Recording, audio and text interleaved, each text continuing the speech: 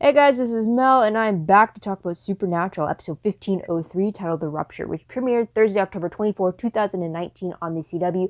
I'm recording the same night. It is 10:38 p.m. for me, so it's just under 2 hours since the episode has aired for me.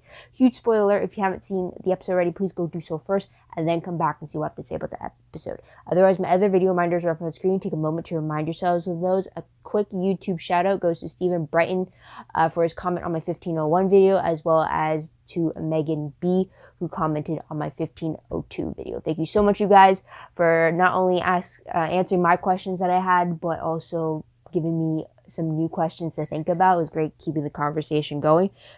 Hope you come back and do that again for this one. But I'm going to try to do this in 10 minutes. So let's start the clock and let's begin with what happened in this episode. So timeline-wise, I'm assuming it continues from 15012 or 1502. If not, like maybe it's a little bit of time has passed, because when we jump right into the episode for the Winchesters, it literally looks like they've already made a new plan and now they're on their way to do it. It literally looks maybe like it's the same day or maybe like the next day, because Rowena has a different change of clothes on maybe. I don't know, but it's definitely you can kind of consider it as part 3 of 3. With the first, second, and the third episode really tying in with each other, being like a full-on case type of thing. So that's a timeline thing there. Episode reminder is the fact that we are dealing with the Rupture. It's in the name itself. The Rupture is referring to the rift that opened up hell. So there's that. Episode storylines or breakdowns, if you will. I'm going to pick on 2 different ones. Kind of. First one is closing the rift to hell, which kind of has 2 attempts happening inside that, so we'll talk about that in a moment. And then the second one being Belphegor's true motives. So with the first storyline with closing the rift to hell, we do have 2 attempts happening. The first one being Rowena trying to reinforce the barrier spell over the town. That fails. The ghosts are just too powerful up against the barrier, and she's feeling all of their anger and their power, and it's just too much for her. So the second attempt is Rowena performing a spell of her own making to close a rift, as if it was healing a wound. But in doing so, Rowena's death is what seals the deal with the spell and actually does the job. So that's something there, which I will talk about in just a moment. And then the second storyline, though, does deal with Belphegor's true motives. We do find out that he wanted Lilith's crook to use it to consume all of Hell's souls for himself to become the new king. So, and he kind of planted the seed of the fact that using crook will call upon all the souls like a shepherd leading its flock with its staff. So essentially he sold the idea that if he blew the horn, it would bring all the souls back to hell long enough for them to close the rift from topside.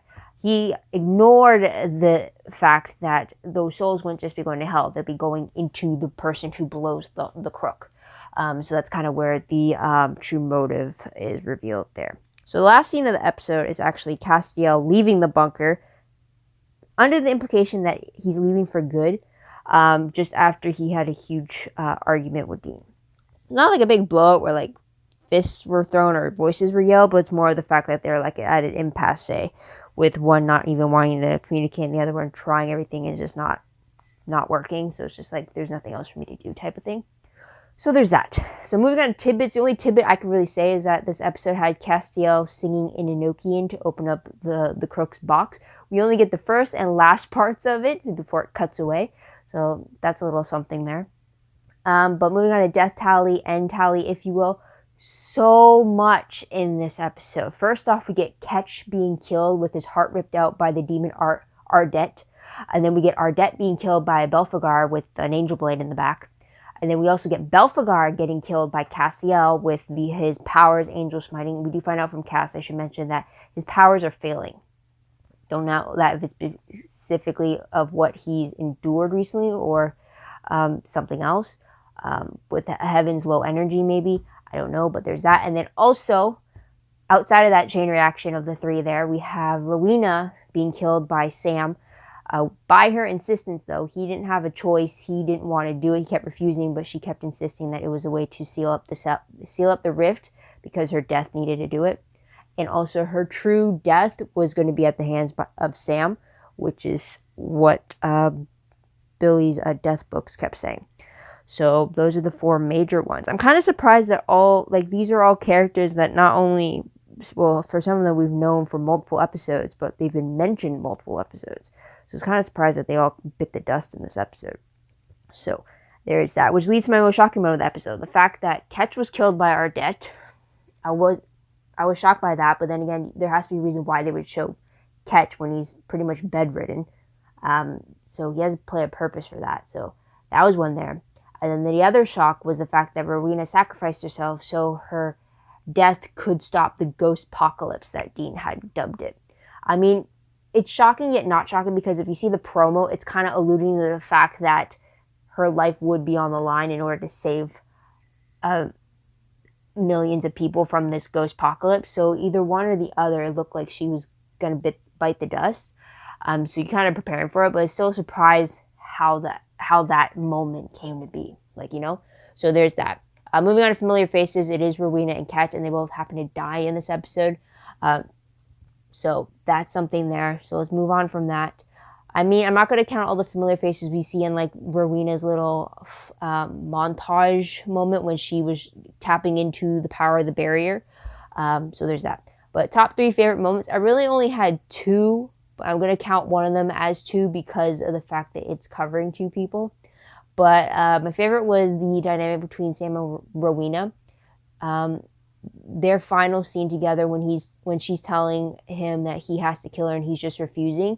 It's just the emotion between them was so, I hate the fact that they even had to be in that position, but the emotion between them is just, shows true progress between these 2 characters, because at the beginning it's like they were on opposite sides. They were always enemies, and then to see how much the fact that one would have to kill the other is affecting them, and just how much of a ramification it's going to have on them, it really resonated, the fact that it showed a huge change between them.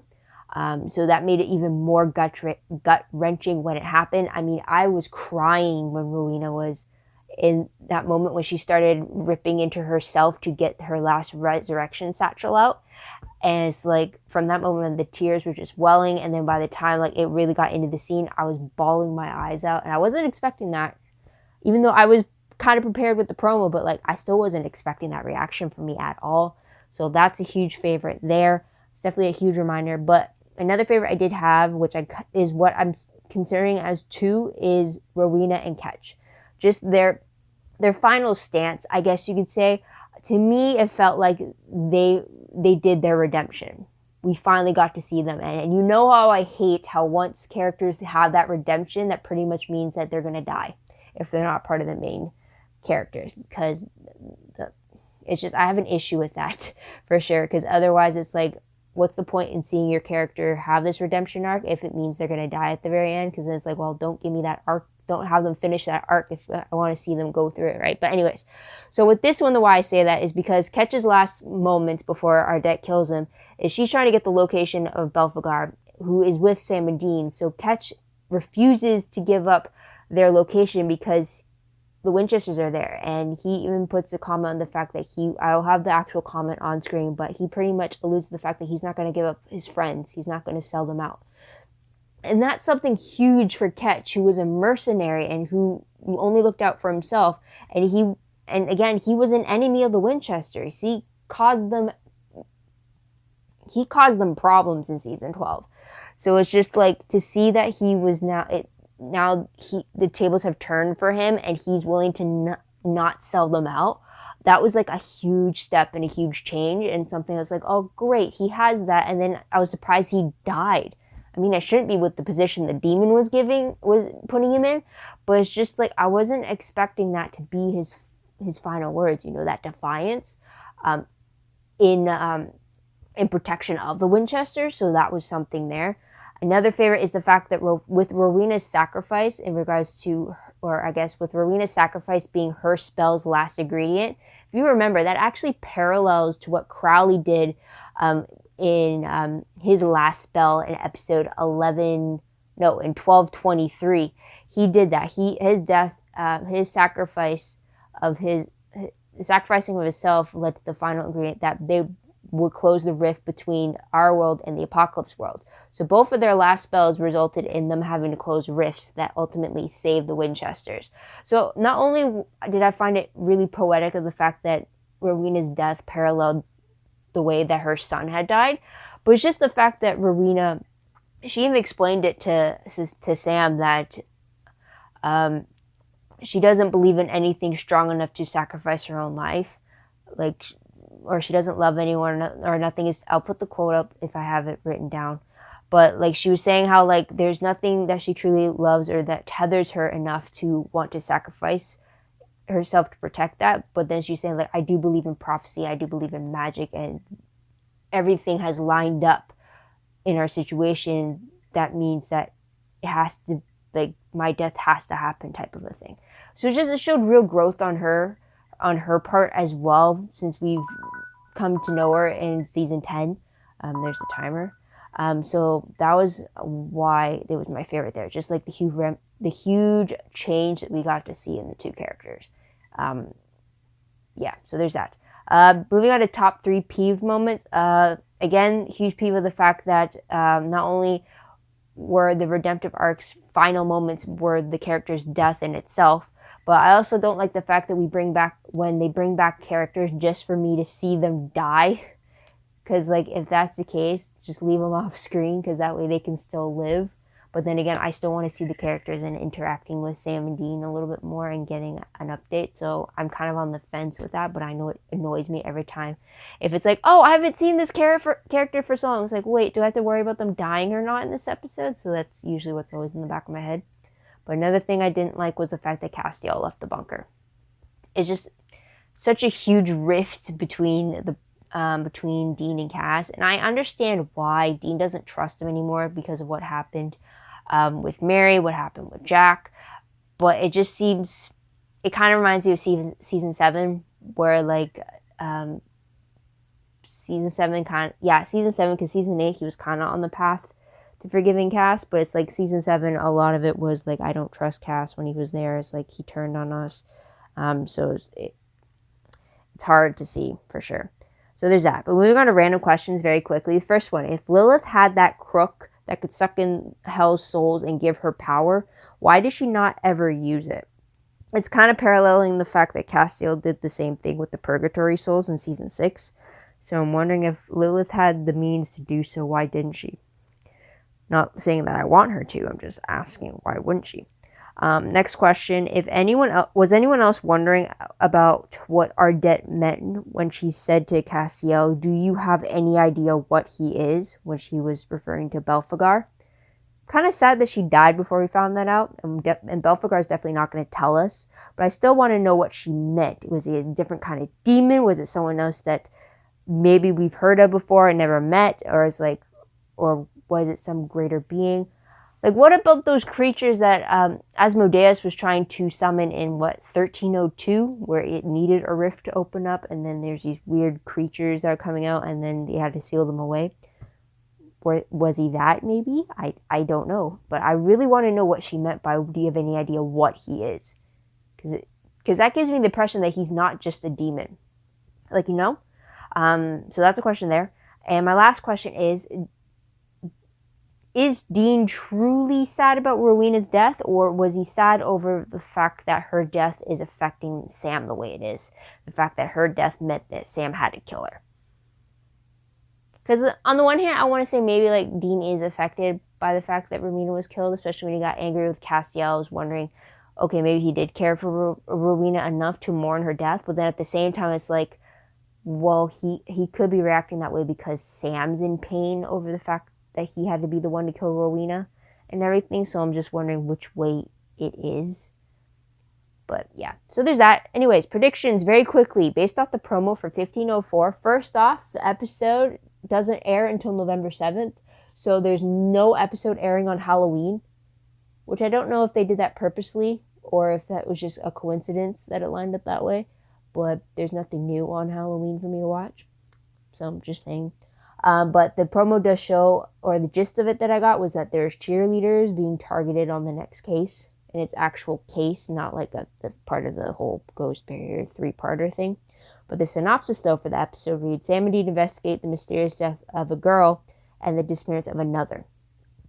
It's a little weird, that ending. So I don't know if it's like disappearance of another girl, if it's disappearance of someone else that's not related to the case, but then somehow is. I have no idea. So that is pretty much it about that. But yeah, no other predictions there. But what did you guys think of the episode? What did you guys like about it? What do you think will happen next?